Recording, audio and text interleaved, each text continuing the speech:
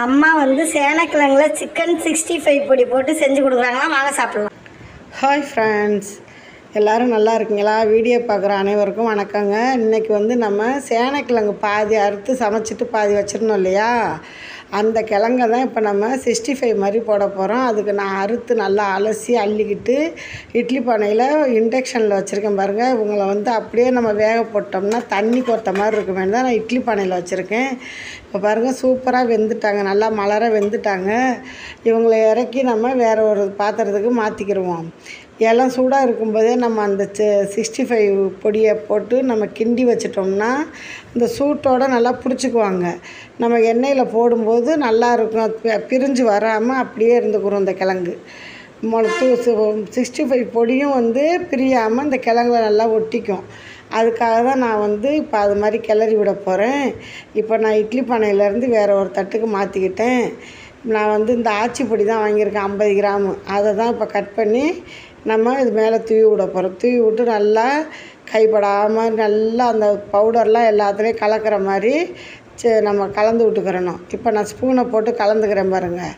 இது அந்த சூடு இளம் சூடாக இருக்கும், அந்த சூட்டுக்கு அதுக்கும் இந்த பொடியும் போடும்போது நல்லா இழுத்துக்கிட்டு நல்லா ஒட்டிக்கும். அந்த பொடியெல்லாம் எண்ணெயில் போட்டாலும் அந்த கலர் மாறாமல் நல்லாயிருக்கும். அதுக்காக தான் நான் இது மாதிரி போட்டு கொடுக்குறேன்.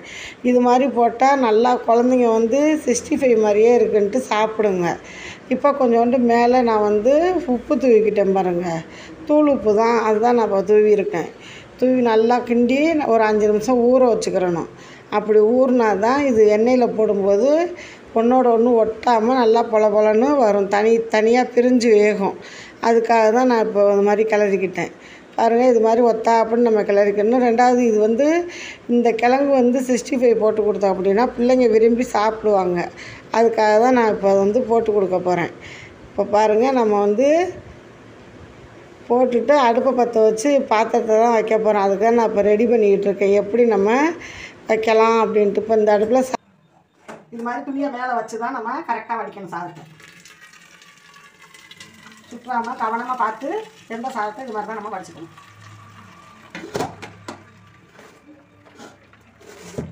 இப்போ சாதம் வடிச்சிக்கிட்டு இருக்கு.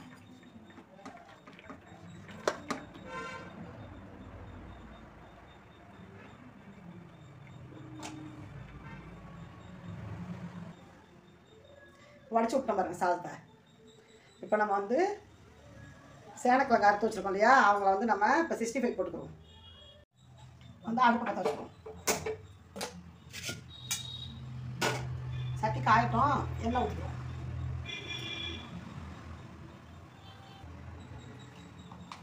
எண்ணெய் ஊற்றிக்கிறோம். நான் வந்து பாமாயில் தான் ஊற்றுறேன். பாமாயில் ஊற்றியும் நம்ம செய்யணும்.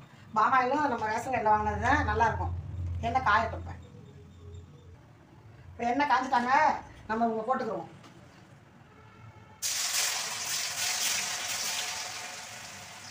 நல்லா இருக்கும், குழந்தைங்க நல்லா விரும்பி சாப்பிடக்கூடிய ஒரு ஸ்நாக்ஸ் மாதிரி. தயிர் சாதத்துக்குலாம் அவ்வளோ சூப்பராக இருக்கும். ரசம் சாதம்,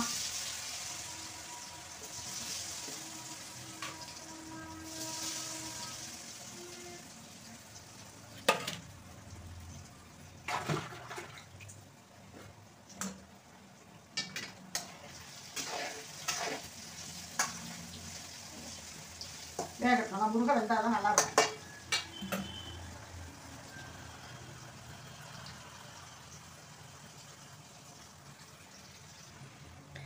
இப்போ நல்லா வெந்துட்டாங்க.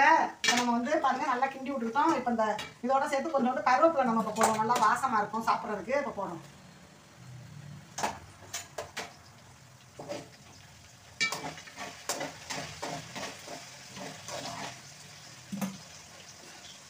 இப்போ சாதம் வச்சு இதில் எடுத்து போட்டோம்னா நம்மளுக்கு எண்ணெய் இதில் வடிஞ்சிடும்.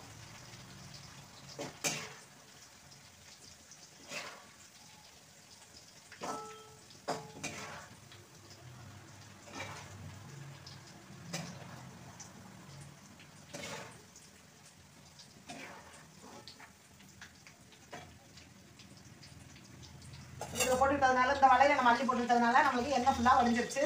இப்போ இந்த பாத்திரத்தில் நம்ம போட்டுக்கோம். எவ்வளோ சூப்பராக இருக்கு பாருங்க.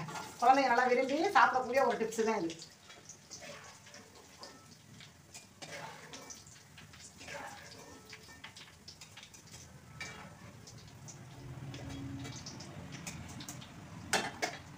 இப்போ இன்னும் கொஞ்சம் இருக்குது, இவங்களையும் அந்த எண்ணெயில் இறக்கி விட்ருவோம், வேகட்டும்.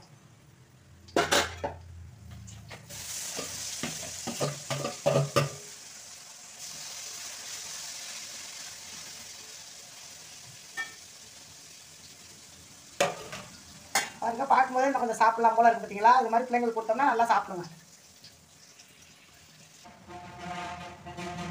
இவங்களும் எடுத்துட்டாங்க, எடுத்துக்கிறோம்.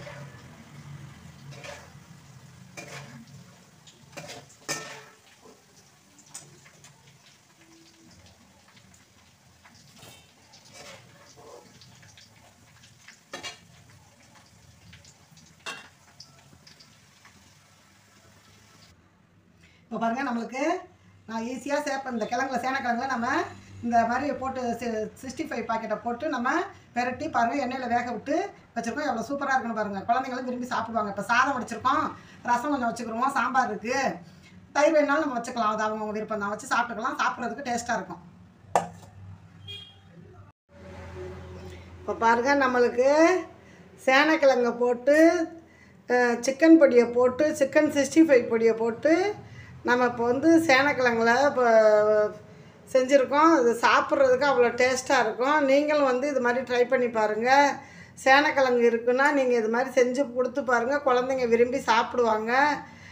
இது வந்து ரொம்ப ஒரு ஈஸியான டிப்ஸ் தான் இது. சேனக்கிழங்கு வாங்கி அறுத்து அப்படியே ஒரு இட்லி பானையில் வச்சு ஆவி காட்டிக்கிட்டு எண்ணெயை காய வச்சு நம்ம போட்டு எடுத்துக்கிற வேண்டியதுதான்.